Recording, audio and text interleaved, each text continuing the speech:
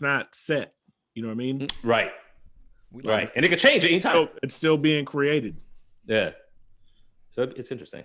Yeah, man. Shit is dope. We go. That's where we got to take this thing. Yeah, to the next level.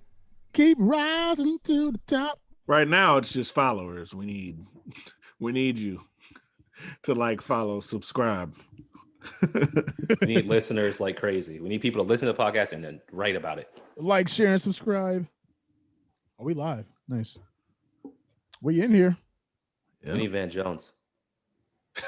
You gotta cry for tears. We're not. You just gotta cry. You can cry about Kamala whenever you want, man. It's cool. Your future seeds can be inspired. You can be assured that your future black child will be inspired. I almost thought you said in prison. I was like, dog, damn. Nah. I don't fuck around like that. It's Black History Month, man. I hate that. I hate black people who don't have a nigga side to them, dog. I don't like just Negroes. I don't care if you're educated. I don't care if you're rich, poor. I just need to know that if no one was looking, would you steal alcohol? If the answer is yes, then I can fuck with you. You know, since it is Black History Month, I feel like the person that most greatly highlights what you're talking about is like Langston Hughes. You know what I mean? I'm like, dude, you could write all this erudite like stuff, but you also seem like a brother that was just kicking it at the bar, and it was the gay bar. You know what I mean? Like, it's a lot of layers to Langston Hughes, man. I fuck with it. Langston was progressive, man. Man, before progressive was a thing. Exactly. You know. Well, yeah, man. That's us. Progressive liner notes. Episode 12. This episode won't be progressive at all. It's definitely. I'm not progressive. I am not progressive. I'm saying this episode won't be. Yeah, no. Yo, wait. But before I finish the intro, though, how did you make a bad word out of progressive? Like, doesn't progressive mean to like progress, like get better, go to the future? You're like, you guys are progressive. We can't handle an AOC. She's too progressive. We need to be conservative. Joel's what are you talking about? Joel's but also, tell you for months he's Hotep, man. Also, white people have taken the word progressive to mean certain things. So I think it's funny when we talk about like being progressive for like certain rights, like gay rights. I'm like, wait, how's that progressive? People been gay. Rome was mad gay. They was gay as hell back then. This ain't new. Greco-Roman wrestling, like that's all that. I mean, they was gay. That was ancient. No. Wait. Back then, it wasn't cool to have a woman. Like I was like, that was the weirdest thing. It's like, I got my man, I got my little young boy, but like a woman, like nah. This is nuts, dude. That culture is nuts. Japan was like that too. They were saying that Japanese people are always getting knocked for being super conservative, but in the Edo period, they were super liberal about sexuality, like art, and it was not uncommon. Gay relationships weren't uncommon at all. They were like, it wasn't until Christianity came where we all felt bad about it that we stopped doing it. Even and to keep it real, see, we're a smart show, man. Gender fluidity was a thing too. There's lots of cultures that acknowledge like it wasn't just male and female, that there was an in between. You know what I mean? If you watch Japanese anime, we all do. There's characters who they're like, oh, that's a girl. He's like, no, I'm a boy, and they don't care. They do that shit all the time. We're mad late. Yeah. Very much. Look at America, man. America always late to the party, man. Always. BC, man. 800 BC means pussy control, man. We late. And look, Chris Partlow already told you, man, you never want to be late man to the party. Yo, we got a line of notes crew. This is the live here, episode 12. we podding right now. You know, the title of this episode is Snoop Doggy Dogg and Doggystyle, but we're gonna be talking about a whole lot of stuff. So word up. Yeah. I'm your host, A-Quil, joined always with my smart and esteemed and progressive and Hotep and whatever else we are, podcast crew. Got Alibi in the building. Alibi, what up? What up? Man, we got Survival in the building. He got his mic on mute because Lil Mama might be in the background saying, what up? What up, though? Yeah, what up? Yeah, she said what up. Yeah, there we go. She threw it up. She threw it up for the gangsters. She said she's doing the gang side now. I can't see She's see walking back there. Yeah. And of course, we are joined by Joe Edwards. What up? What's going on? Yo, Look, it's man, it happened again. I live in DC, and someone else called me. I told them my name was Joel, and I was like, "Here it come." It was like Jewel, and I was like, "Yeah, fuck it, that's it." Let's go. All right. Let's go. Baltimore and DC. My name is either Joe, Jay, Joe, or Jewel in Baltimore and Washington DC. Joel isn't a word. It's not a word out here. Just gotta embrace Get it. it, man. I fuck with it. I'm like, this dude looked at me in the face. Was like, so Jewel, right? I was like, yeah, you're right. Yeah. It's like, right. You got that. Yeah, I'll see you around. There we go. We're joined by Jewel Edwards, y'all. You dig? Back for another episode. So y'all know how this go. You listen to the podcast every Wednesday that drops on Spotify and Apple Podcasts, everywhere you can download podcasts, except for SoundCloud and Tidal. But we everywhere else though. You feel me? Just open up your phone. Got an Android, got a or iPhone. Open it up. We there. How much more work we got to do to get on Tidal and SoundCloud? What more do you want from us? Well, I mean, yeah. I might look into that this week. Well, let's look into it, man. We're gonna get it to you in a second, man. You was killing it over there with the IG posts. We'll get into that in a second. You know what I mean? I'll give you your flowers. Give everybody their flowers. But yeah, so what we do, as you guys don't know, we're 12 episodes in. We have a podcast episode that drops on Wednesdays, and then we meet up here on Fridays to talk about the fallout or just recap, or if you guys want to yell at us or agree with us, disagree with us. I mean, it's been all over the place. I think Survival, he's been yelled at a few times. Joel's been yelled at a few times. I think I get to skate some of the hosts maybe, but I kind of got yelled at today by my boy. Shout out Lyndon, New York. He always hits people with his recap. So there's three people I always look forward to after these episodes. Is always my boy Lyndon in New York, DJ Sway. Shout out to him because he always sends a picture with the record he was spinning for the episode. And then who else? Big Jeff. Shout out Big Jeff. Big Jeff is coming for your spot, Survival. I just gotta let you know that, man. He's ready for you to slip one more time.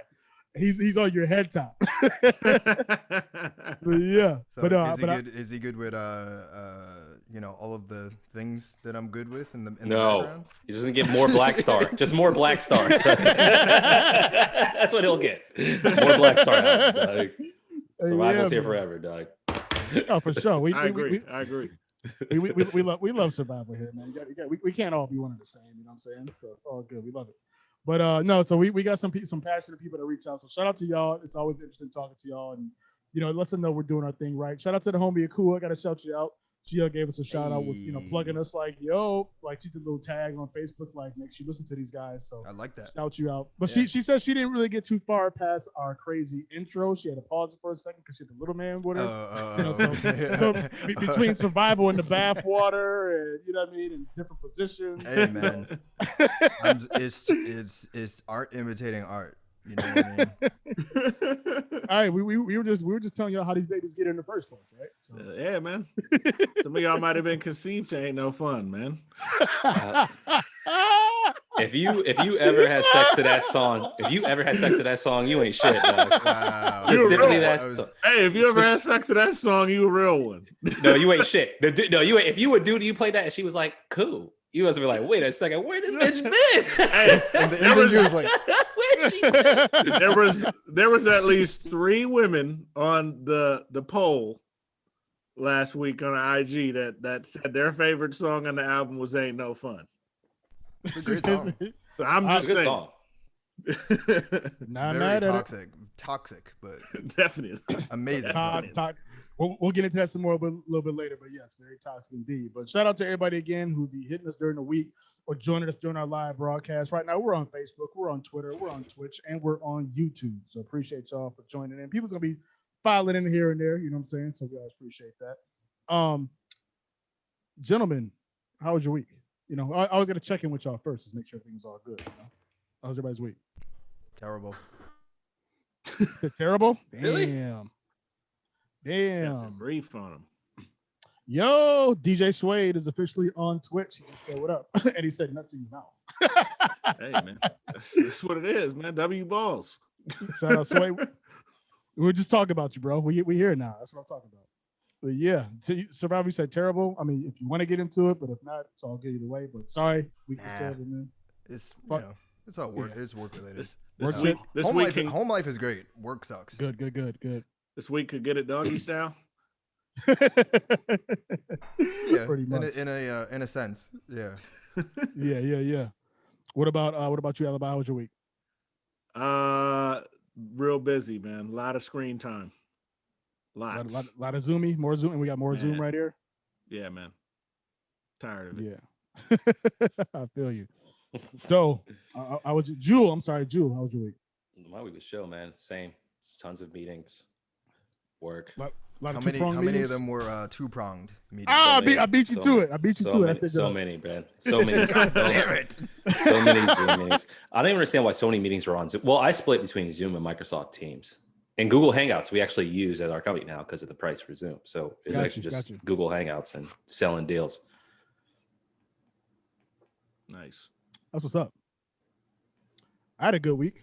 Yeah, I got some brand new. I'm gonna remember to ask you moving forward. No, I'm just gonna blurt it out. It's okay.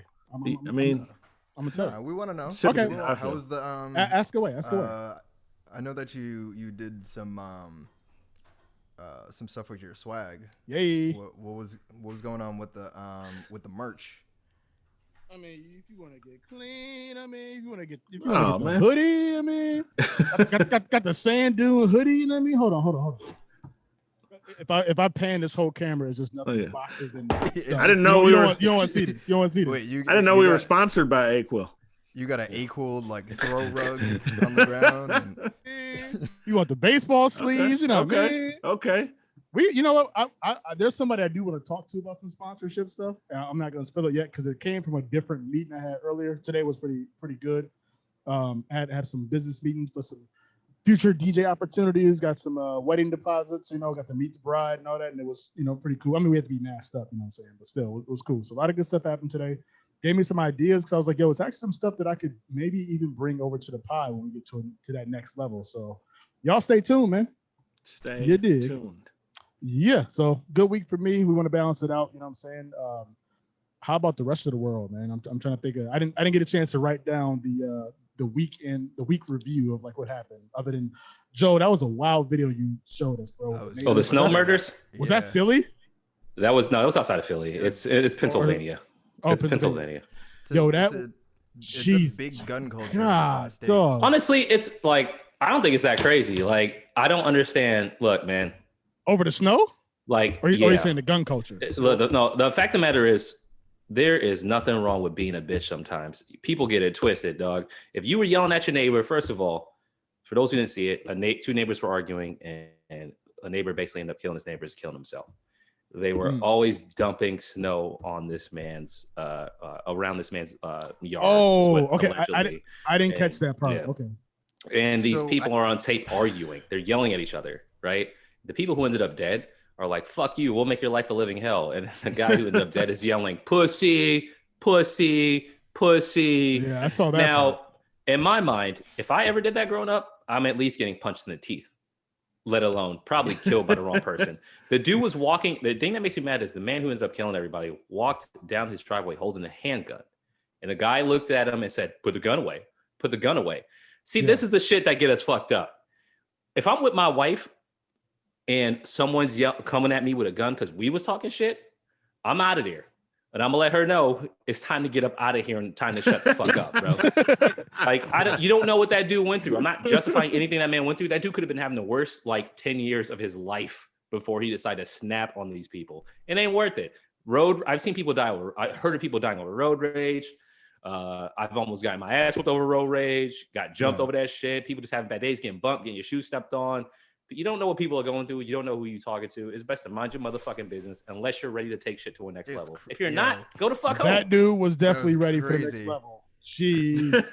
Oh my God. When I read about that story, I was like, the only way that I could justify it is, Joe, you were living here in 2015, right? When we had like the worst winter ever, in the history of our state or whatever. Yep. And there was literally like 6 feet of snow that got dumped on us in probably a couple weeks span. And so we was always out there shoveling. Car was just it was covered with snow.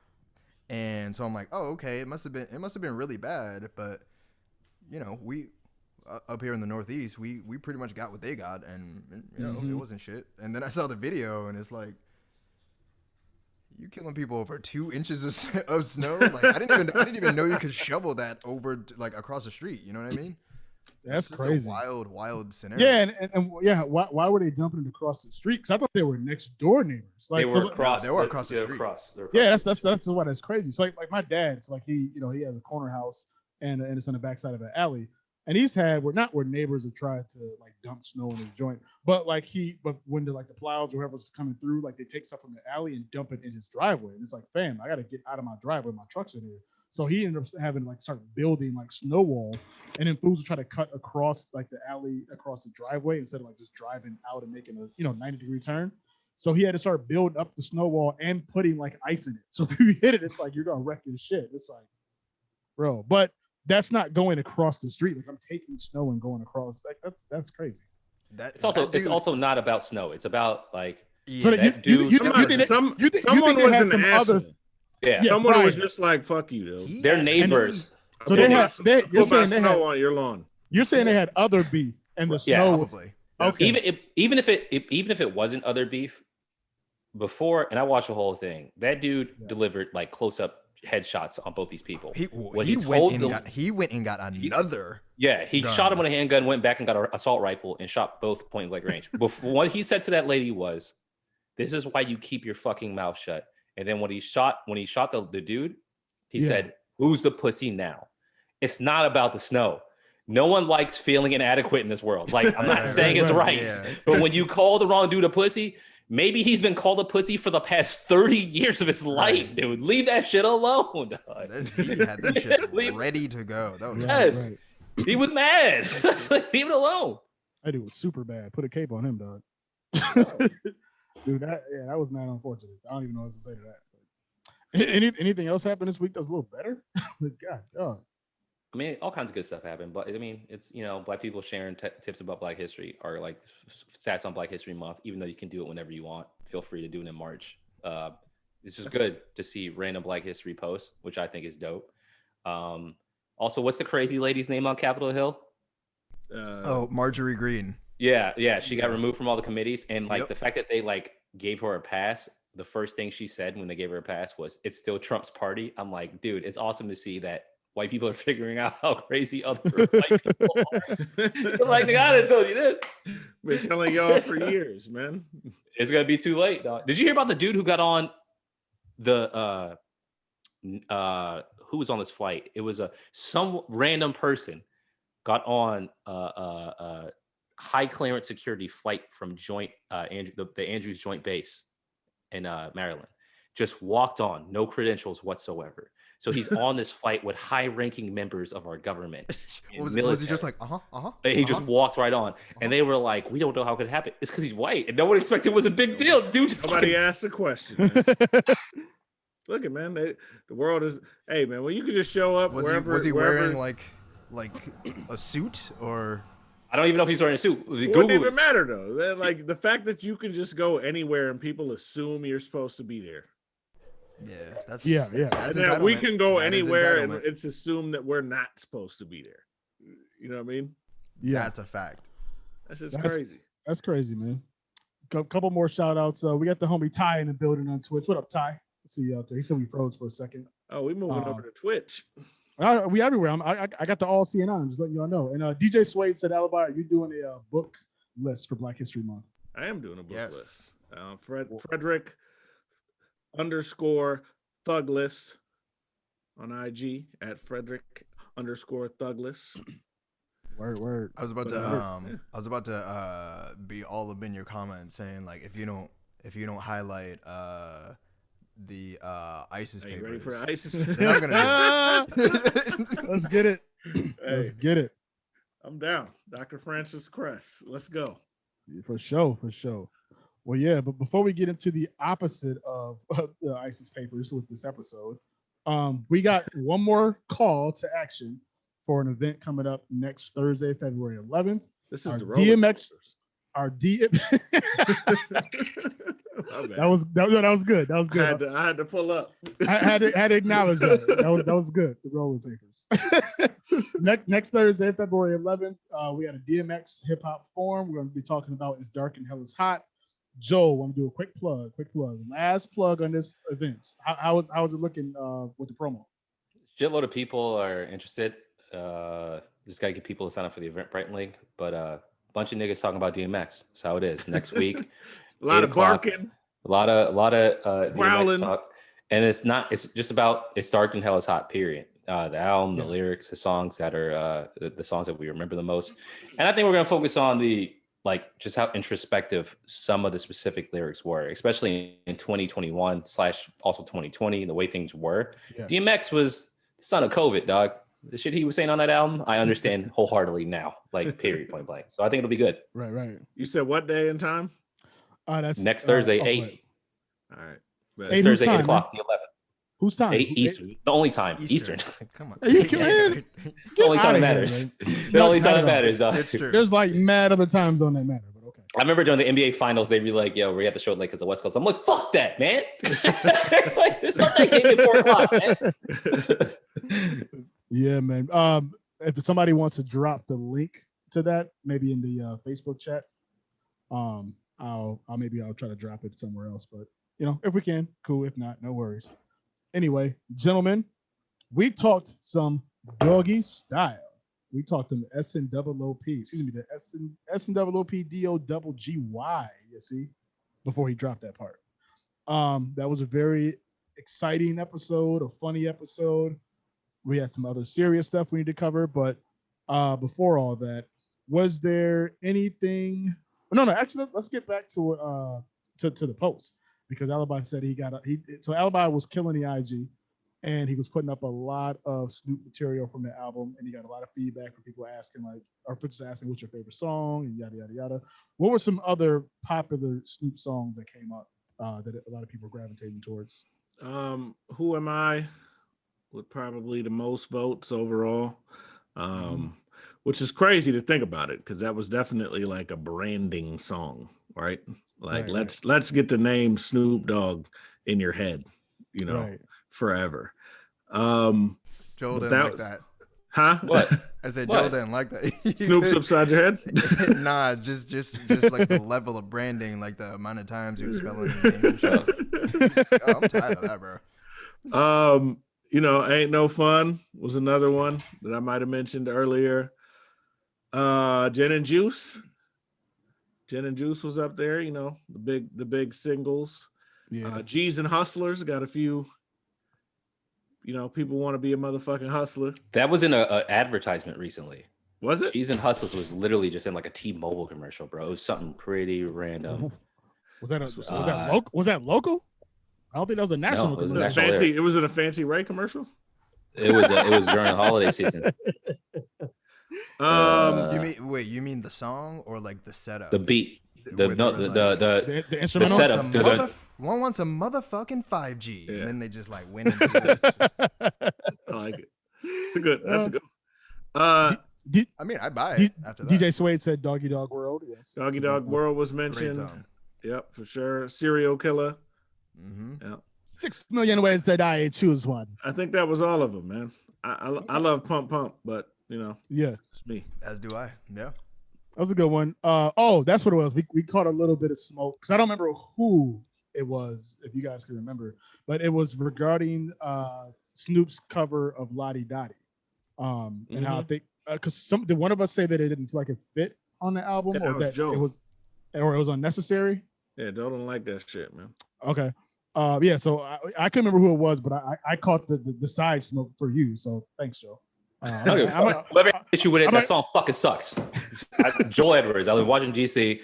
Lyndon, Fuck that song. Lyndon, get in the chat. Hurry up. But I Terrible. have a question though.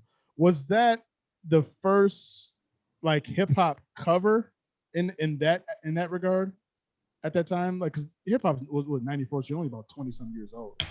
Was that the first cover of a song? Didn't Run DMC technically cover Aerosmith? Because But they collab though, right? Because Yeah, Aerosmith but- had the original, and then Yeah. Run DMC Yeah. was on that. Yeah, remix. But they pretty much did the same song over again. So it's either a remix or a cover. It's yeah. I think, Okay. man, It I might be a think Snoop remix. is close, man, because I remember feeling away. Like, you know what I mean? Like, you wasn't supposed to do that shit then. It was like, why is he doing Slick Rick? This ain't cool. Right. And So that's I'm just bringing this on the air for what he was saying. If that was the first cover, it's kind of weird how that was an original idea, though it's not original to cover. Yeah, Hip hop didn't do that. So I think that's the point he was making. Like, that was actually kind of a landmark, and it gave Slick Rick some extra life on that song. And I was going to ask that too. Do y'all think it was a lot of people going back and listening to Slick Rick's version and kind of mixing that, or if Snoop's version had no impact on Slick Rick's version getting the resurgence? No, I think people would have went back a little bit and checked for it. Then now it's hard. It was harder to go back back then. Yeah. You couldn't, like, in terms of go back. If I heard Snoop, I wouldn't even be able to link it. If I was like, is that 11? You can make. So I knew about Slick Rick's song, but how do I go back? When did Lottie Dottie come out? Was that like 86? Yeah, around there. Yeah, so 86 to 94. That's a bit, or 93, 94. That's a huge hip hop jump. Because they would play Lottie, they'd play Slick Rick all the time growing up on the radio. Like Boston would play Slick Rick songs, but like it's hard to just. I didn't have that. You know what I mean? I didn't purchase. And Slick there was no internet. There was right. Like, you know what I mean? Like I couldn't. Yeah. I couldn't just be like, oh, let's just listen to this. It might have got it back in the DJ rotation a little bit, man. There you go. There were mixes for sure. A little bit of juice. Yeah. For sure, there were mixes. Okay. Well, yeah. There's that on that song. And then we had covered G's Up, Hoes Down was missing from that. One thing that we also my favorite Snoop song. Song goes hard. Really? Man. That's my favorite Snoop song. Hey man, that shit is hard. I don't know if I can say it's my favorite, but it goes hard. It's hard. Or my favorite Nate Dogg song, because I feel like he's the one that's killing it. Yeah. Oh, good look. See, that's why I love having smart friends too. In addition to the podcast, DJ Suede said it was 85, so not 86. Yeah, we got in the area ballpark. We're close. But speaking of Nate Dogg, what was interesting too, because we were also talking about, or I had mentioned how I listened to a lot of Warren G's album on that podcast, because Snoop was pretty much everywhere. What I didn't know was that remember how Regulators was on the Above the Rim soundtrack? Right. And Death Row put that out. Yeah, but that was a Death Row soundtrack. Yep, but they still wouldn't sign Warren G. I don't know if Nate Dogg was eventually signed. But so Death Row wouldn't sound Warren G. Even after Regulators, and that song was huge. Damn, so, that song was come on, Shug. Dude, it's like your brother or brother-in-law's over there, and you got a huge record, and they still were like, nah. So when I didn't know that that album was on Def Jam, and Def Jam was happy as hell because he saved Def Jam. Yes, they had no West. Yep, and they had no West Coast acts at that time. So Warren G was on Def Jam too, though. No, that's what we're talking about. Warren G's album at that time. Yeah. So I was like, well, what? I mean, he was signed to though. Oh, I see. Yeah, he was signed to Def Jam before that. He was a producer. Yeah, so shout out Warren G, man. Absolutely. That was right for a It's reason. still crazy though. He should have hung somebody at Def Jam out a window, man. Right? By their ankles. Back on the label, man. Right. Hey, that's wild, man. I'm like, dude, Regulators was huge, so that's crazy. Might have been a good look for Warren though. Stay away from Suge. I wouldn't want to be around Suge if I didn't have to be. Yeah. Warren got robbed at Death Row. Your homie? Warren got robbed at Death Row. I was gonna say. You mean like royalties or like he physically? No, he physically got robbed at Death Row. And Trey D said we came up and we Trey D and classic Trey D said we came up and had to rectify the situation. I said that means they got the fucking chain back.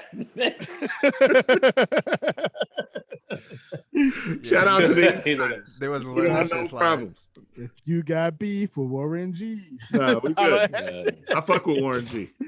and Trey D. Yes. I mean, Goldie Loke. Yep, him too. Goldie Loke. They didn't get along. I know we're on tangents, but and we'll hit on this with Snoop. But West Coast. Trey D and Goldie Loke didn't like each other because Long Beach is all Crips, except Long Beach is all rival Crips sets. So Goldie Loke and Trey D hated each other when they first met. And Trey D had been around prior. And it was the fact that Snoop was the one who brought them together. Like, okay, let's just do this. Like, I know, the things will get down here like that. But let's put all this together. But Trey D, as we all know, Trey D been around Death Row since what, 92? Yeah. Man, he was on the Thin Line Between Love and Hate album or soundtrack. And that's 90. Yeah, he was on the Chronic for sure. Mid-90s. Yeah. He been around. Yeah. Dude, yeah. Some of these were definitely tucked away, but it was out here, man. Dub C, Coolio. Yeah. Dub. Yeah. Dub C. The dub. So we got the dub, just like them frogs. Yeah. Was there anything else that y'all can think about from the episode that we might have missed? I'm gonna get into our other conversation later. Oh no, I got some I want to bring up, but I'm gonna wait if you guys got something else. I got something else I want to bring up though. Go for it. No, I'm good. I mean, this we missed probably the glaringly obvious, but we're gonna get there. So Yeah, that's coming later. I'll keep Okay. it real. This album got me in. This album got me into hip hop wholeheartedly because I was already in, but I just liked the music. Snoop, I wanted to be Snoop Dogg from the day I heard about Doggystyle until like '99, like through Lyricist Lounge Snoop. I wanted to be this guy, this dude. Like The Chronic was amazing, '94, Illmatic. Biggie's my favorite rapper of all time, but Snoop the person was like, yo, you can't tell me shit about this man, this album, this sound, the clothes, the hair. This album to me means so much personally. Like I can relive. That was '94. I'll never forget hearing that shit on the boombox, bro. What's my name? And then we would talk about this. We would mimic the way he ran in the fucking video with the rock Daz. Like this dude, like people now, it may be hard to realize because you just have so much exposure now. We didn't have as much exposure back then. You didn't have many ways to find someone. So you're literally listening to the radio, waiting. Think about just listening to a streaming channel with no control, waiting for that guy to come back on. And when he does, you lose your shit every single fucking time. And it was like 3 or 4 times a day where I knew the song was coming on and it was fucking heaven. So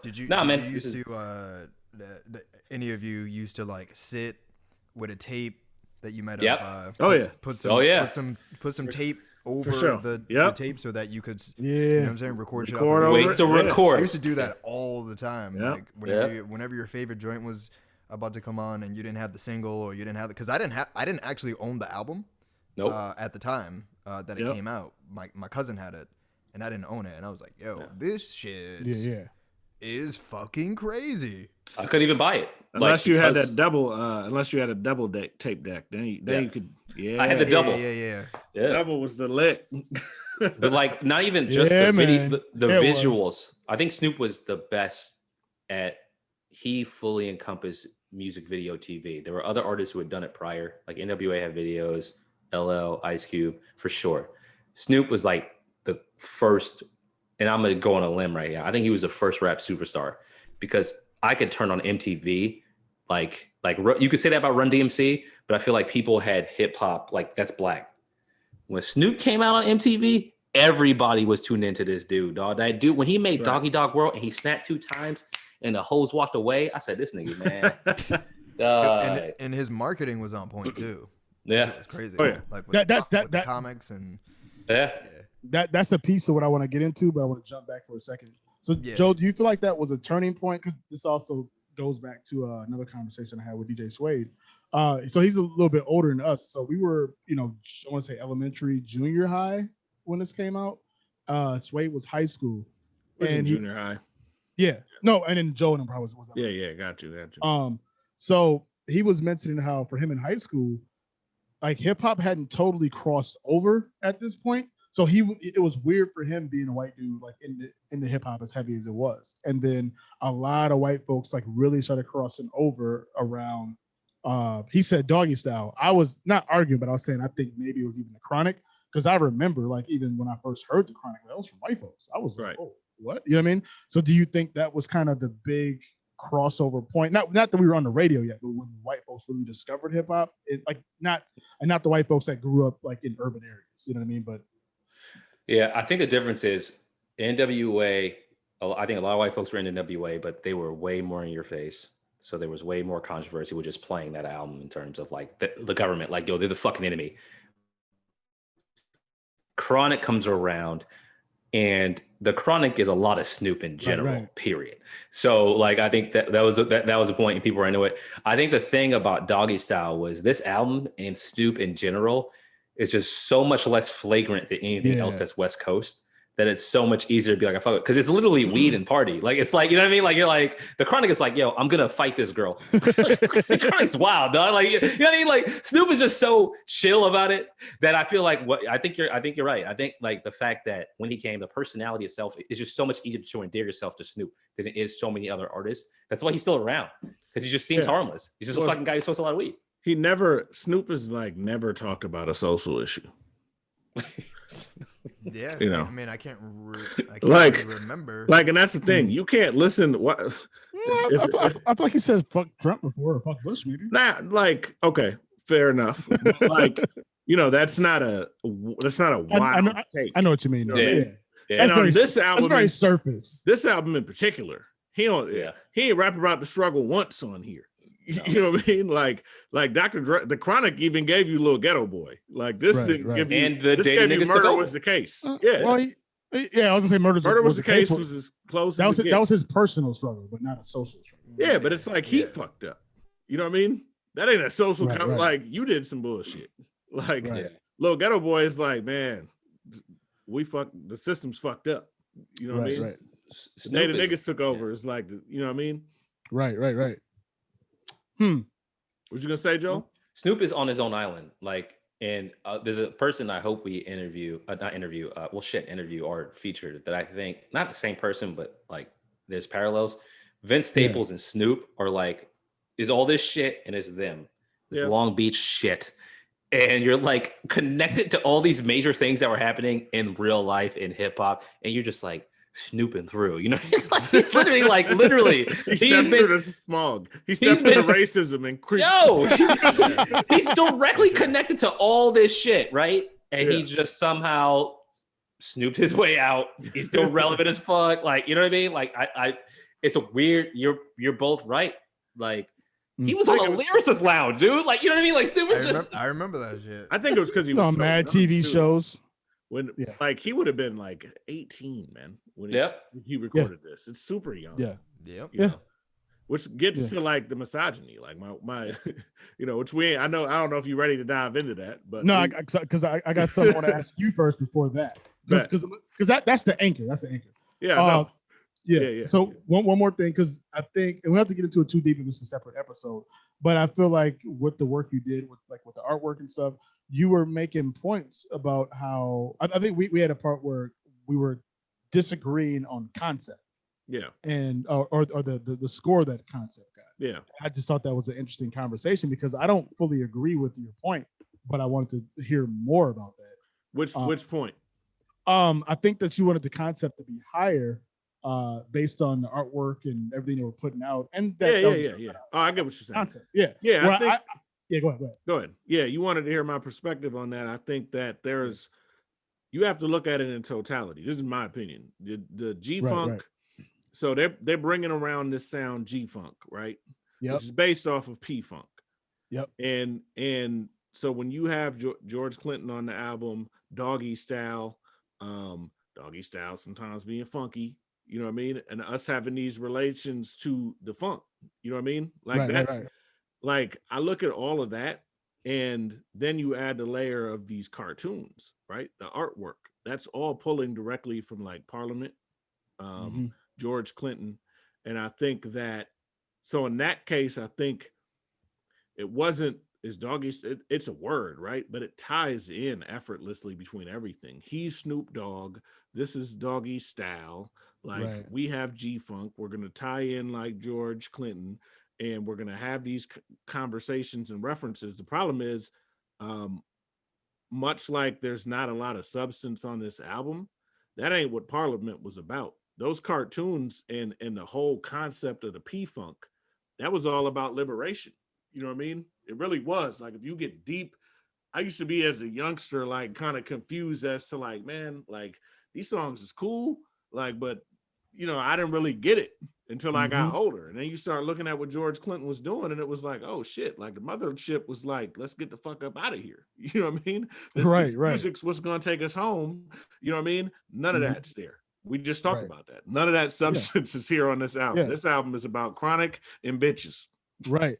And that's why I think that's funny, because and gang banging. My bad. Go ahead. shout out. No, and all those points to me is exactly, I feel like that justifies why I gave a concept a score so low, or lower than what I think what you were arguing for, because of that. One, two, the fact that, so again, Doggystyle, we said it's an easy concept, and I get that, but it's like I also you nailed it, but it's like I can't really give you extra points for dunking on the 7-foot rim. It isn't. But I'm gonna give you. But here's the other part too. The other part that you're giving credit for, I feel like that bleeds into impact. I don't feel like Snoop went into this album and was like, yo, we're going to talk about, this way in Parliament. That's production. He's just writing, he's just freestyling. It's like, yeah, Doggystyle is cool. Like, I'm Doggy, I'm freestyling, Doggystyle, and I like that position. And it's like, yeah, and when you did your album as an artist from conception to completion, you weren't thinking about that artwork first. That artwork is a great bonus, and that's what pushed up the concept. But Dre was. But that's Dre. It's Snoop's album. It's Dre's album, though. Like, Snoop was a vehicle for Dre. He was. I mean? And that's where, like, this is where when we talk about certain things on our, this is why, like, our podcast exists, right? When we talk about, we have to get into, like, the depth and the complexity of some of this stuff. It's easy if you just roll with the surface washover. You know what I mean? Right. But if you have some understanding of where this is coming from, you're thinking about this a little bit differently. Like, this is a real ass hip hop album. Like, whoever produced this, which is Dre, all of this shit coming from his mind. He putting all this stuff together. And that's part of the process too. That's part of the concept too. You have some artists that are self-contained and can generate and come up with all that dope ass shit. You know what I mean? A lot of it anyway. And then you have some people who are beneficiaries of the people around them, whether that's a dope ass producer like Dre, a label that's smart as hell, all of those things. Right. You know what I mean? But that's also why I feel like he's just like, I'm rapping and I'm cool and I'm cold. You know what I mean? But that means he failed the ultimate concept then. If that's what it is. If you had this great concept that was, that was Dre's idea, whatever, you're the vehicle, you didn't execute that well, in my opinion. If we're getting deeper into it like that, I'm like, that's awesome points. And I feel like he executed it great. Dre was like, we want drugs, we want gangbang, like we want all the shit that we learned up under Ruthless. Snoop was Eazy-E, man. No, back up. You said that, but again, you're saying, but Parliament was deeper than that. So Dre is saying we just want drugs and this. It's like, well, Parliament was deeper than that. That's the money thing, and I think we'd all knock Dre for that. Dre don't give a fuck about the community, man. Like we keep it a buck there. And Dre fits right in with all the misogyny and everything else on this album. He's the dude that paved the way. Yeah, man, he paved the way for all this bullshit. I think the thing that hurts the concept of this album is the lyrical content, because there's an album we haven't ready yet, but I think I'm like already thinking about Illmatic doesn't mean anything. Nigga is like a word, and then Nas has made a bunch of tracks. I think the difference is when we talk about Illmatic, you're like, that's fucking Nas, you know what I mean? That's like that's the world through the eyes of a person, and they're doing this. And you get that on Doggystyle, but you also get hop in, drop and stop it like a rabbit. You know what I mean? Like you get, so you're like, yo, this is Snoop, this is his intro to the world. This was his intro to the world for sure. But there are just certain songs where you're like 4 minutes in, like, what the fuck? Like, it's just, and I think that's the only dropout. Because I agree with your point. I want to completely pick it apart, because I'm like, shit, Doggystyle meets Snoop. This is just Snoop just being himself, flowing it, cool. Yeah. But I think him flowing it cool on certain ways, I'm like, dog, I don't even know where we are right now. But I guess it's Doggystyle. But Snoop, that's why I get so much more like impact. Yeah. But that's so. Go ahead. No, I'm saying, but that's why, like, all of those things, why I feel like that was why it was so phenomenal with impact and marketing and all that stuff. I think that stuff was great.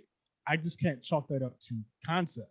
But that's all. But and I guess what I'm saying is, to your point around, like, well, Snoop didn't hit he did, because for him, Snoop was Doggystyle. You be you, right? Mm-hmm. Snoop was Snoop, fam. Like, Snoop was Snoop. How hard was that? It wasn't hard. It ain't got to be hard. This is my debut album. Nobody knows who I am. I'm about to introduce the world to me. They didn't. Not before this. And then we met you on The Chronic. We met you on Deep Cover. We knew who Snoop was. You got a taste. It was so anticipated. That's how we knew. You got a taste. You got 2 songs. You got one. But the G thing was big. 187, it was huge. Whatever. And then what else? And we wanted to hear more. We wanted to hear more of that. We wanted to hear more of that. All right. And so that's what I'm saying. It was big. More of it. Yeah. Yo, this is tough. This was tough because Alibi makes a point, but A-Quil is like also like the albums that we give 5 for concepts to, like, they're pretty thought out. And I know there's a time thing to it. You're just like, fuck, man. I know this is like, it's simple, but it makes sense to give this something like a 5. I gave it a 4, right? But the reason I gave it a 4, because I'm like, yo, they just called it Doggystyle. I don't even know if he came up with the name. Maybe, I don't know. It is him being him, but there wasn't a lot that really went into it. When there's other albums around the same time that are coming out where people are like thinking things through. We know Snoop because of this shit. This shit is Snoop. You dunked on a 6 foot rim. We don't big that up. It's like you supposed to do But that. he ain't a 6 foot rim. That's the whole point, though. We Yeah. love Snoop because he's a once in a lifetime personality. I was just listening to Pharrell talk about this. He was like, I love characters in hip hop. Snoop was He's definitely a character. But there's not a lot of dudes who can be characters. Busta, Snoop, ODB, Luda. Yeah. There's only a ODB. handful of dudes who you're like, man, these dudes is just different. And that was Snoop. And I think there's beauty in having a genius like Dre be able to be like, yo, I'm gonna craft this whole shit. Right? Yeah. It don't matter if there's a lot of substance or not. What it did was it nailed the concept. It don't matter if the concept was like shallow. He bodied that shit. Because would you give it there wasn't a lot of depth to it, and I gave it a 5. Yeah. And I'm just like, it just like wholeheartedly embodied his essence, and that's what it's all about. I mean, I think the reason, and I gave it a 4 because I think you're all right. But if that's the case, then every nigga that makes an album can call them their name. Nah, because like it admit there's but they don't have the same like personality and panache. Exactly. They don't even know who they are. Snoop knew what he was about. Man, look, I'm about chronic and hoes. He was so shy he wouldn't even look at the camera, man. Every artist, I feel like every artist we reviewed knows who they are, though. You know what I mean? Well, that we've reviewed, yeah, 12 out of the 12. You said like, what's to stop every other nigga? There's mad dudes that's debut albums were just Joel Edwards, and didn't even do Joel Edwards great. You know what I mean? It's like I get what you're saying, man. I get what you're saying. Yeah. That's what I gave it to A-Quil's point. I gave it a 4 because I'm like, I'm with it. I'm not mad at it. I get a 4. Yeah, no, I see your point. I'm on my survival today, man. That's not a West Coast. Hey, I'm with it. I don't know if that's a good thing. That's a 3. You gave it a 3. Yeah, I can understand. I'm with a 4. A 3 is whack. I'm not mad at that. There. A 3 is appropriate. 3 is appropriate, man. I'm sorry. Right. But Impact got a 5. So that's what it is. We're here for from all of us. Yeah. Well, y'all let us know what y'all think, man. Alibi right, I'm right, or we both wrong, whatever it is. Y'all let us know in the comments or in the email, whatever. The biggest takeaway. We got 7 minutes for misogyny. Nah, man, we got a little bit. Anybody got to go in 7 minutes? Nah, my wife is on Zoom in the bedroom. I'm good to go. I can't go too long. I have a date night that is like, look man, misogyny. Date night. You going on date nights with your wife? Yeah. Who goes on date nights with your wife? Misogyny. All of us. Yeah. All of us. I know. Yeah.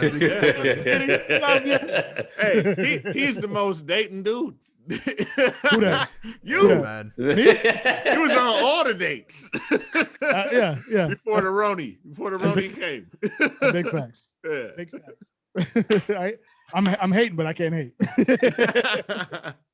But yeah. So also this episode, you guys might have, or the podcast episode, y'all might have heard us get a little bit more serious towards the end. There was a lot of jokes, a lot of fun. You know, we kept it fast and loose, but it got serious the last few minutes. But what y'all didn't hear is it got super serious after the episode went off the air. And this was the first time that we were actually contemplating, like, yo, we should have like a female, voice in somewhere, some space, because we need to have other takes. But the key thing was about the misogyny that this album, puts out, the misogyny around hip hop at that time, how we thought about those in different angles and capacities. And we just wanted to expand on that a little bit more in regard to having this podcast. I know we're only 12 episodes in, but we're still responsible dudes, and we still like to have a certain level of responsibility, to the content that we put out. So with all that said, and I don't think any of us fuck with misogyny. No, sometimes. I didn't say. I said we didn't fuck with it. I didn't say we didn't do it. A little dabble. But I aspire to rid myself. I don't fuck with it. But it happens. DJ Sway says there's a man who missed Kung Fu movie night for date night. Facts. Exactly. We was watching. What did we watch? We watched the Nate Parker joint. We watched Tenet. Hey man. Yeah. Whatever wife you want to do, man. You know what it is. Yeah, but sorry, go ahead. See, exactly. That's not misogyny. That's not. But I've been some other places, in some other spaces, and we all do it. The point is, we all do it, man. Wait, were you witness my misogyny? No comment. I'm not. No comment. Yeah, exactly. No comment. I didn't say, Even women do it from time to time, though. That's why I said like like they don't make it right. But the point is like shit. Some of this shit, Snoop was so swaggy. You know what I mean? No one wanted nobody wants to like Ain't No Fun. It's like a fucking gang rape anthem. Yeah, but it's like dog, it's just so cold. It's like it almost doesn't matter. Like the misogyny is such an afterthought, but I mean it's so in your face because that's what everything is based around. You know what I mean? It's not. It's about like fun and bitches. It's not like fun and women or girls or it's like, you know what I'm saying? Like this, we're gonna fun put is them, sex. We're gonna put them in a box. Like we are trying to attain this specific like object. You know, because the women are our mothers and our sisters. Yeah, of course. Friends in our family. The bitches is the bitches over there. Exactly. And that's how people separate it. That's interesting. It's just weird because we're looking at this through a lens of 28 years later. Yeah, and we've had a couple of conversations about this, and I don't think that Snoop has really evolved from this debut album to where he is now, like as a grown man. Yeah, like I mean, like maybe I think he has because he has kids and stuff like that, but it's like there's still some like fundamental flaws in his ethos. Yeah, I honestly think not what you're saying, Survivor, but how people compartmentalize it. It's all horse shit, bro. If you think some random bitch is a bitch, then you're thinking of someone's mother or daughter or whatever. And most of them dudes end up getting married and treating their wife like a bitch or treating their family like bitches. Like all these dudes who try to compartmentalize who to treat like shit, you're just a shitty motherfucker. The weird thing growing up was that there were so many prominent women in my life. There were so many prominent women around us. So the dudes who grew up hating women, I'm like, bro, I don't even understand where this shit is coming from. There were so many women growing up that just like, I went to the Shelburne in Boston, women and men coming together to help us and take care of us. And I just didn't understand the anger. You know what I mean? Like the whole part of like having sex and wanting to demean somebody, I'm like, I don't just get this thought frame. Cause most of these dudes I was around wasn't getting beat, abused. Niggas wasn't sex trafficked by women. It was odd. I'm like, I don't understand where this shit is coming from, my nigga. I don't get it. So when the worst part about Black folks is how we can disguise trauma. And this song is it's a bullshit song. Let's just keep it real. Like we love to party, man. We love to get, Black folks don't play the gray area, bro. We having a good time or we tearing shit down. And the issue is you put a good beat behind something, we could forget all the context and have a good time. The song's fucked up, bro. I danced to it. We all danced to it. There's a ton of fuck shit that I danced to. It was just about Black folks dying and all kinds of bullshit. And just to be like, well, it's just a song. It's just a song isn't real. Because now we look at whatever is going on around us. It hasn't been just a song. This is real people's accounts, real people's emotions that I was fucking with. And I took it as a joke and I went on and lived my life. And there's people who are going through this shit that we didn't rectify and the cycle just continued to continue. So the issue is where's the line that we draw? You know what I mean? It's like, we don't want nobody else talking to us about our shit. And at the same time, we don't want to talk to each other about our shit, but it's like, what is the line? I don't want to walk in the party and be like, turn this off, guys. Come on. But I think it's like, but we may have addressed this slightly on the show, but I think that's also how we felt as like young men. Like I didn't feel great listening to this. You know what I mean? Yeah. Like and you feel like even less so now. A lot of it I did like, all right, cool. Like, you know what I mean? Like when it came to women though, like Ain't No Fun. That wasn't initially like, I remember the first time I heard that shit, like ain't even lick my balls. Like that's some crazy shit. Like, right. You know what I mean? And so I feel like now we're older, but my point is like, we felt a certain way when we were young. Cause it's like, dude, that was a little much. You know what I mean? Like that was, I wasn't used to hearing. So, and that's the thing, like this album's not just like the regular run of the mill hip hop misogyny, right? This is like blatantly in your face. You know what I mean? This is like Hall of Fame misogyny. Yeah. Right. But very much. Yeah. And to your point, Alibi, though, is I don't know what those numbers are. We talk about this a lot, and I believe there's more good than bad. Yeah. But there are motherfuckers who will walk up. I've had dudes walk up to me when I'm with a girl at the party, like, yo, let's run a train on this bitch. If not, get that bitch out. You know what I mean? Like, bro, what the fuck is going on? Like, we've been at clubs and seen dudes try to do shit. Yeah. The issue, I think, is what is the line where we step in and say, y'all gotta chill the fuck out. And in hip hop, it's hard because you're not like we talked about this when people criticize Janelle Monáe for criticizing misogyny and then saying she loved this track, and people were like, it's just a song. Right.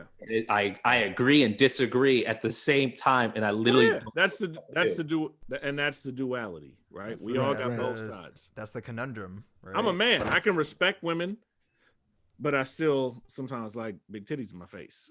You know what I mean? Words to the homie. Words to the homie. It goes both ways. But that doesn't mean you disrespect women, though. By saying you like them. Right. No, because but that's the line. So there's your line. The line is disrespect. You want consensual. them. You want consensual. Look at man, it's all full circle. Yeah, go ahead. As long as it's consensual. No, just saying, I would take consensual titties. That's all good. And DJ Sweat said you had a good point earlier, Joe. So I want to give you flowers on that because he's on Twitch. You can't see that. And shout out Wiley Stiley in the comments on Facebook. Just want to shout out to Wiley. Yeah, man. You've been rocking with us for a minute. Yeah, thank you, man. Yep. Sorry, go ahead, Joe. Cool. We talk about this. I think this album didn't start it. I'm not going to blame Snoop for this, but there was a trend where we thought women were things in like not even us, but men in general, right? And that pussy had owners. And it's a thing that you have to do a bunch of things to keep women around, have sex, all this shit. And the most heartbreak men go through is realizing that shit's not true. The most heartbreaking moments we went through is when a girl we liked, because we didn't like anybody else, we liked that one girl, did something that she wanted to do that we did not agree with. And that is the number one issue of like, and I feel like a lot of the shit that we hear in hip hop was niggas being hurt, like niggas having a girlfriend, and she don't like, man, bitches ain't shit. Drake, run that track. But I think exactly. Yeah, and I think also too because some dudes are just corny, right? Like let's keep it a buck. Like some dudes heard this stuff and you're like, oh yeah, this is how you're supposed to do it, and you don't have your own identity. You're looking to these dudes and they're getting all the bitches or whatever, but you're not on their level. You're not them dudes. And I'll make this story quick. I remember I was at like a college party like way back. I think it was like St. Thomas or whatever, but I was there, trying to house some girls or whatever. But like this dude, I never met this dude in my life. He saw me go out and dance with a girl. It's literally just like I'm going out. Hey, you want to dance? If you want to dance, you don't. If you say no, that's cool. I'm not hurt. You want to dance? I keep moving. But he saw me dance with a girl and come back, and he's like, yo, we next time you go to the floor, like let me know. And I was like, what are you talking about? He's like, let's send you to the floor. Like, we gonna pull up on these bitches. And I'm like, bruh, like okay. Like I'm going to like talk to girls. I don't care. So next time I went to her, I found a girl and I'm kind of like, here you go. So it was like two girls dancing. So I was like, all right, well, I'll dance with her. You can dance with her. I danced with this girl. He got dissed. So I don't know where he went. But then after the song was over, went back to wherever I was. Dude comes back like, yeah, I'm saying, waking up on these pictures, man. You know what I'm saying? I got the reins outside. I got the telly and what to do. And I'm like, what the fuck is this dude talking about? Like, and when I end up like losing him like in the crowd of women, because it's like, damn, there's mad girls, and if you can't, and I realized later it's like you're trying to use me to like get the girls, and it'd be like we got the telly and the whip and woo, and it's like, well, because you're a corny ass dude and you ain't got no personality. Yeah. So you're looking up to this type of stuff as like your guide for how to talk to women. When it's like, fam, you literally can just be a regular ass dude, have a regular conversation, and it's still on them if they want to talk to you or not, based on your conversation or based on your attractive, whatever. But it's not that many girls in the real world that's going for all that bullshit. Like, yeah, there is some in a certain level for sure, but in a regular ass college party, like, no. But that I think that's the issue. The issue is us, the guys in the middle, because we're all fucking corny. It all comes down to the only men we have sex because women want to have sex with us. We're just some regular motherfuckers who happen to have penises, and women are like, fine, fuck it, Joel, fine. No one else is here. Like, you're like fit. Like, I've had enough to drink. We are like, fine. And the issue is we thought it was us the whole entire fucking time. And when we meet dudes like that, we weren't putting them in their place. And that is also a number one issue of the line. Who regulates that shit? It should be us. Yeah. It should be us saying, yo, you're corny. Stop doing that. Turn that hotel room back, go home, read Parables of the Sour, get your life together, and let's fucking roll. And the issue is the guys is the middle. The middle guys are the ones who could be snuffing everybody and doing shit. I think Alibi hits it the best. Like, I think when you talk about the working class, it's like, yo, it's the people here who deep down inside are good. Yeah. They know they're good. We're just inundated with a bunch of bullshit from the side, and we don't know what to do. We think everything's cool. Exactly. Because we think it's what we have to do to be cool is to be Snoop. And it's like being Snoop isn't necessarily cool. And that's where, like, I mean, bringing it back to Dre, man, Dre, the main one that, hey, man, this is entertainment. I was It just ain't about to just ask entertainment, bro. how much of this is on Dre? I think a lot of it. You know what I mean? Like, I'm not blaming him for like misogyny. You know what I mean? But like, you're blaming him for Snoop's misogyny. But no, but he knows. I'm saying like the you're worth of it in the industry, and he's like, yo, this is for the benefit. This is how we sell you records. Know, it's a lot of trash ass dudes out there that you can convince like this is what's dope. You know what I mean? It's a lot of followers. You know what I mean? It's a lot of followers out there. And if we can sell this image, if we can promote sex, if we can promote drugs, it's the low hanging fruit, man. And that's what he's always holding in on. Go ahead. Do you think that Dre is the one who influenced Snoop to show up to the MTV Movie Awards or whatever with the two girls with the collars on their neck? Probably. I don't know when that happened. Is that now or later? I doubt it. Man. That's crazy shit, man. That's a wild ass shit. He was, wasn't he married? He was married at the time too. There was a point that Joel was making though that I wanted to hit on briefly, which was like you talked about Joel, him, like I guess what I wanted to say is like Snoop was young. Yeah. You know what I mean? And when you're young, you brought up like women, like dudes basically getting mad at like their girlfriends, right? Right. That's a thing when you're like a teenager. You know what I mean? Yeah. Every little thing, like, you know what I mean? As an adult, I ain't got, man, look, man, I ain't got time for that shit. I ain't arguing all the time. Yeah. I might think she's tripping all the time, but I don't have the energy to be sitting up here arguing with you. You know what I mean? When you 18, you got all the motherfucking energy. Yeah. You know what I mean? And that's how I look at it. And that's why I would say like a lot of this rests on Dre, right? Because if Dre was like, yo, what we're trying to promote is X, Y, and Z. Yeah. Now he might not have grabbed Snoop in the first place. But like you don't think that like any dude who's getting that opportunity, if you're like, yo, like, what do you think about this subject or this? You know what I mean? Right. Like I think he would have went there, you know? Or could have went there or started to try and go there. But that wasn't what Dre was looking for. Which is wild because y'all know, just like anyone else, like NWA had Express Yourself. You know what I mean? Yeah. They had fucking Police. He said, I don't smoke weed or cess. And he brought an album called Turned around and broke the Chronic. Because the Chronic sells. Wow. It's crazy. There was bad political commentary with him. You know what I mean? That's why I think it's funny when people think of what Dre did before. It's like, yo, they were actually talking about real stuff. But I think that's always back to Alibi's point. That was Q, and you notice that difference of when Q left. A lot of that content left. You know what I mean? And to some extent, probably should. You know what I mean? That's the culture that you built over there. So everything, that's what it was, right? Why do y'all think there was a little bit of that on the Chronic? Do you think that was maybe a DOC?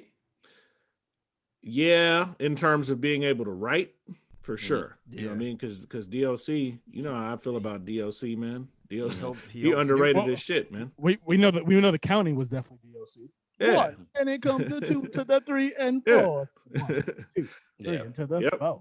But he's got, but I feel like, I also would attribute it though to the era. You know what I mean? Okay. There was a little bit more balance, and so you could get away with that. Was like NWA was going to be NWA, right? But because of what was happening on the other side of the country with music, because you had a KRS-One who was huge, because you had like a Public Enemy who was huge, and there was like this balance in the music, you had to reflect that a little bit. So the most of your shit, cool. It's cool to be like gangster shit because that's what y'all doing in Cali. You know what I mean? At least, and I don't mean that everybody was out there doing that in Cali. Right. It was a big part of the culture in Cali, right? Yeah, it was. And in New York, it looked different, particularly in different places. And so I think he had to do that in a sense. What's our song? How can we make a song that's like fight the power? Yeah. You know what I mean? So yeah, man. It's funny because this album isn't even that. Like Snoop's the original rap Crip, you know what I mean? But this album wasn't even that. We attribute the worst part about influence is like someone said a quote. I don't even know where they got it from. Whereas if you do something right or do something good, people will implement half of it. Yeah. And then anything negative that you do, they'll double it, right? Like, and you're like, like, and I don't even know where it comes from, but people saw. I think the worst part about Doggystyle, Snoop wasn't shooting everybody's face, but him coming out, we had so many gangbangers after this. I feel like Snoop and DJ Quick were actual like good, and then everything after that was like, bro, Snoop and Quick were cool. Yeah, you know what I mean? Yeah, they were gang affiliated, I suppose, but like cool. Like that wasn't a thing. You know what I mean? And then it just went.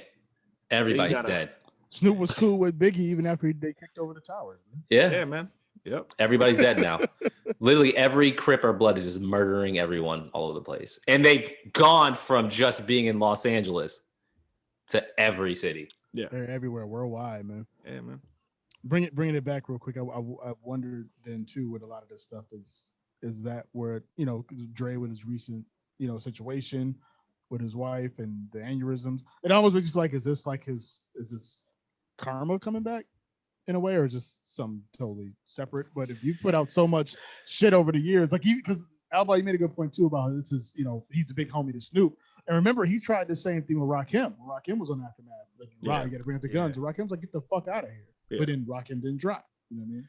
Yeah, I wouldn't want to say it's karma. I'm not God. I'm not here to judge. And I'm not saying either. I just wonder. Yeah. I mean, there's certainly some connections that we can, and some parallels, and it's certainly something to think about. Look, man, Dre's a bitch, dog. If you putting his hands on women, 100. If you hitting women, and it's one thing if you hit women and you slapping the shit out of everybody. You still a bitch ass dude, but you willing to fight with everyone. And what I only know about your fight for women, and you ain't fighting nobody else. And I'm sorry, I love Chris Brown, but that nigga, he has not punched another grown man in the face yet. And I need you to not just fight women, dog. And Dre, he threw a bottle at Tony. Dre literally was known for fighting 2 chicks, 2 women. Suge came to his house, no fight. I'm like, bro, you got to slap somebody at death row, an engineer. Like, you can't just be known for that, dog. Nothing. Yeah. And he only got into scripts of that dude. So young artists, that is a lesson to you guys. Don't follow these artists that only hit women or shoot women in the foot. Wait, he shot a woman? No. It was. Oh, that's Tory Lanez. No. It's funny. We're never getting sponsors. You know what's funny? Allegedly. Dre did shoot at a woman, though. You're right. He did. Okay. Biggie did too. We don't got to talk about that. Rest in peace. Wait. We don't got to talk about that. That's a whole, You could add Biggie to that. Unfortunately, people, him and Little Kim and him and Faith and Let's just keep it real, man. We have tells me we need more older rappers, man. We need more rappers like over the age of like 35. Yeah. I don't want to use blanket terms. A lot of black men are doing justice to black women, period. Yeah. A lot of prominent figures aren't doing black women justice. So let's just, decipher that there's a difference. Let's not think this means all, but it'd be nice to see prominent guys not be all John Legendy about it. I don't like that, but like, just be like fucking cool, dog. No, like, just be your, it's my man, be your whole self. They have their own problems right now. Yeah, but you gotta. But I think to your point, Joe, like be your whole self. You know what I mean? Right. You just want to show this aspect of you. Like, dude, it's not cool if you're not living that way. You know what I mean? Right. Yeah. And when you find out some of these dudes are like, dude, you've been married for 20 years. We ain't never seen your wife. I don't know who she is. And you certainly ain't never like shouted her out on a song. You know what I mean? Let alone rapped about what that must mean. You married, right? Yeah. Like you got, there's some material right there. You got a family. There's some material right there. Yeah. Go ahead, Rob. No, that's a great point. I mean, marriage is hard. Marriage is like a business, in some respects. It produces offspring. It's a lot. And to not acknowledge it is corny in a sense, and it's disingenuous at the very least. I remember the first person where that was not a big deal, but where I recognized it was LL Cool J, where they talked about how he didn't talk about being married or his wife because it directly impacted his sex image. albums. So, but if you're not of that lane, I never seen like a Snoop as like a sex symbol. So Doberman Yeah, well, picture, yeah. sex symbol. I think or that you still can't be appealing to women because you're married. Like, stop it, bro. Yeah. I don't. Half of y'all is married and fucking other chicks anyway. So like, what is we talking about? Exactly. Like, Exactly. I also think Snoop suffers from know the your black. situation. He suffers from the black man curse of being a forever kid. Whenever we think of Snoop, we man. think of a 20-year-old. Like, it's like, even when you see him joke around and shit on TV, I don't think of that dude as someone who can have grandchildren. I think of him as a dude from the 90s. Like, that's why he's so appealing. And that's not what we should aspire to be. You shouldn't want to be forever young.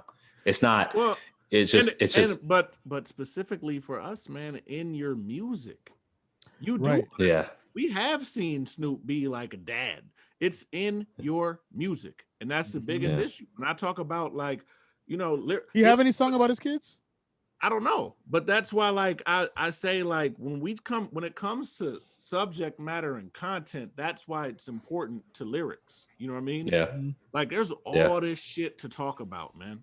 And y'all talk about the same shit. Yeah. And you got a whole aspect of your life that you're never talking about, you know, and that's crazy. And I wanted to add too, to Survival's point, like marriage, like it produces all of these things, right? Like a business produces things, you know, and I think us as married men, we know the value of like having a wife, man. That's a valuable thing. You know what I mean? Women multiply the stuff that you have. Like my life's better having my wife in it than not. You know what I mean? Yeah. But the music would make you think there's no benefit to this. Who's there? Snoop? All you Snoop. Mr. Somebody Snoop was doing intro. He was waiting for somebody cut the bathwater off. Hold on, I gotta get my robe. Oh, I was like, yeah, they coming through. No, but I got an intercom system in my house, so I can hear the bell. I'm all on the top floor, so No, I can, you all like, good. it plays. Yeah. That means see, your wife is ready to go, brother. No, but Alibi, you hit a good point. We have to stop looking at this. Like, I honestly thought. You look at the loss of hoes. Look at how we think as dudes. You think about the loss of hoes. People don't understand. Not like the mutual benefit of building like a life together. That's not valuable. Somehow, like when we were younger, subtraction. It's potential. My bad. My bad. Go ahead. But it's potential. It's not even real hoes. Like a lot of y'all don't even have like. This is the idea. Like physical real hoes. Yeah. Like this is the like you think at some point I'm not that dude, right? But I could. Damn, you got like a whole situation right here that could be bomb as hell. Like if you would just put the hose away. The fucking thing about it is that and the fantasy of them. you couldn't even like prep for this. I remember like when we were growing up, shit, if I ever used around, like if you told a dude like, yo, I really like this girl, niggas called you gay. Like if you it's like that doesn't even make sense. Bro. If you were like, yo, I like this girl, I'm gonna hold her hand, I'm gonna take her out. They're like, oh, this nigga gay, dog. You got feelings. You're not supposed to have feelings. Like, man, you got feelings. I remember. I know we're getting kind of adult on here, but I remember where if you talk about eating pussy, you could die for that. Like, dudes was like, yo, you don't do that. We don't do that. Yeah. You fuck with a gangster rag on your head. I got so much shit from my family members, the people who are related to me. They're like, duh, you like they haven't ever, bro. But like you please women. Yeah, or no wonder you ain't got none. You know what I mean? Like, wait a minute. I'm with a woman. The reason why LL was licking his lips all the time, man. Yeah. Man. It's new pussy crazy. can't cook. Man. It can't. It's illiterate. Illiterate. 100% illiterate. It depends on who it is, man. Y'all like you can't just be going for it. Well, it depends. If you're having an affair, then yes, it can cook pretty well. But we're not getting into that. We're just talking about marriage and how strong it is, and that's pretty much it. Look at you. I'm just saying you could have production affairs. Yeah, man. I hope hey, you better have some money behind it. Yeah, exactly. We can't. I'm broke. I can't. You know what I mean? But yeah. He said, "Y'all sick it ain't no fun of home can't have none." So we sick it's cheaper to keep it. Yeah, man. But not even just the women aspect of it. Like not even the women aspect of it. Like we're all mid-30s up, right? Gang banging, that shit. Yo, that shit looked cool in '94. But the products we saw 15, 20 years later, It's pretty fucking ugly. Like there are people just getting out of jail, man. Like there are people who like miss all. Me and A-Quil we make jokes about, and we weren't trying to, but it is what it is. We were talking about Shine, and being in jail for all the time was all this shit he missed in a 10-year span. Yep. And you like dead, like the amount of dead people we know from this shit, the amount of lost lives, and we thought this shit was a game. It's not. And that's to Alibi's point, the people who are working on this music content and thinking about like, yo, this shit wasn't what we thought it was, man. There's some like a lot of it came back to bite us in the ass. And not just, you know, the way we treat women, but the way we treat each other, bro. Gang violence was like, dog, like this shit. Yeah. But you said it looked like fun. Like, not really. I thought it did. It's driving that like, drop top Chevy with that rag. That was cool. Yeah. But they never showed like when you're shot. They never showed the hospital. They never showed that. like, and that's the thing. Like, you'd be like, "You scared?" Yes, I'm scared. Like, you know, but you're not supposed to have no emotion. No, I have fear, and there's a reason why I have fear because I don't want that to happen to me. You know what I mean? Gangsters don't live that long. Yeah, they don't. Yeah. Wally Styling, and he said, "Welcome home, Harry O." Yeah, man, free the guys, man.